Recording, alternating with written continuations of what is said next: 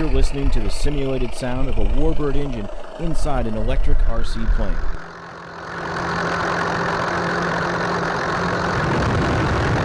This is made possible by a sound system created by Mr. RC Sound.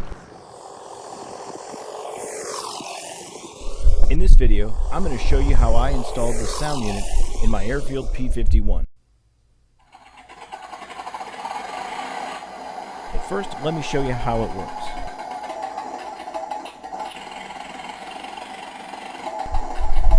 As throttle inputs are made, the simulated engine noise responds.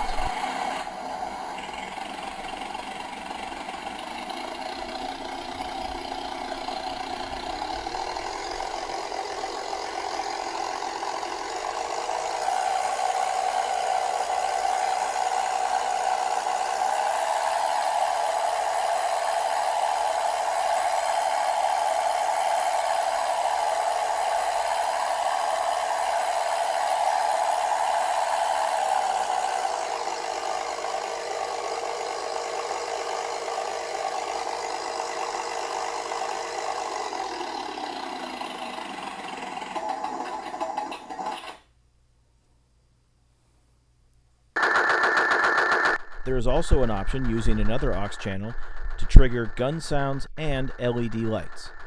This unit is very loud, but it comes with a volume control which allows you to turn it down when working in close quarters. Right below the volume control is the connect point for an additional speaker. In this installation, I'll only be installing one speaker. I do not plan to install the LED gun lights in this video. After a couple test flights, I will connect the gun lights here. This RC sound unit comes with 4 engine sounds, which are set using this dip switch.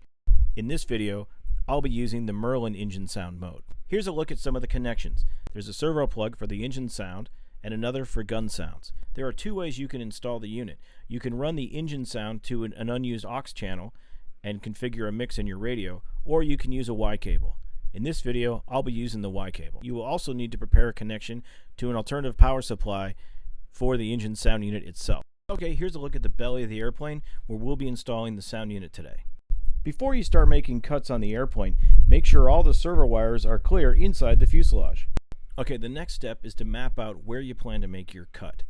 On the Airfield P-51, which you see here, I found that the best place to make the cut was right in front of the intake on the bottom of the airplane. I'm marking out a 2-inch by 2-inch square cutout that will serve as the outlet for the sound unit that will be installed inside the plane. One thing to remember when doing this, the speaker will not be flush with the bottom of the airplane.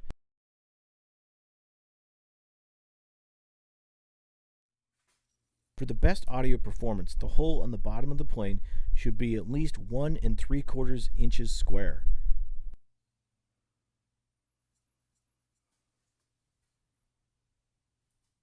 I'm going to be cutting this hole 2 inches square. When making the cut, you will need a very long knife edge, at least 5 or 6 inches long. After the 2x2 hole has been cut, you'll then need to clear away some of the foam inside the plane to make room for the sound unit. In this picture, you can see the edges that the sound unit will rest on. To secure the sound unit, I'll be attaching 2 Velcro strips inside the plane to hold the unit in place. This is a good time to check the dip switch settings. I found the settings changed during installation when I moved the unit in and out of the plane. If you're ready to install LED gun lights, this is also a great time to make that connection. On the right hand side, you will also see that I taped over the dip switch setting to protect it during installation. With the unit in place, I'm now ready to install a screen cover over the opening. I traced around the opening with CA, and then I applied the screen covering over the opening. After masking off the area, I then applied a very light coat of metallic silver paint.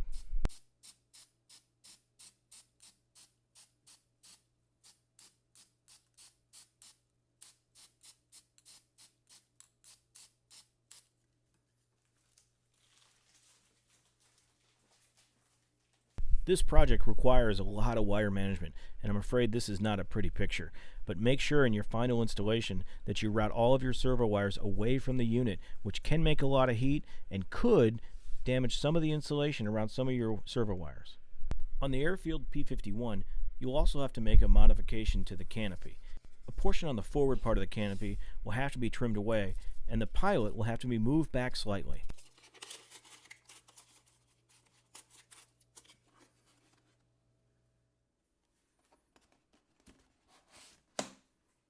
We're almost ready to go flying, but first I wanted to show you where I'll be installing a camera that'll capture the sound and video from under the plane.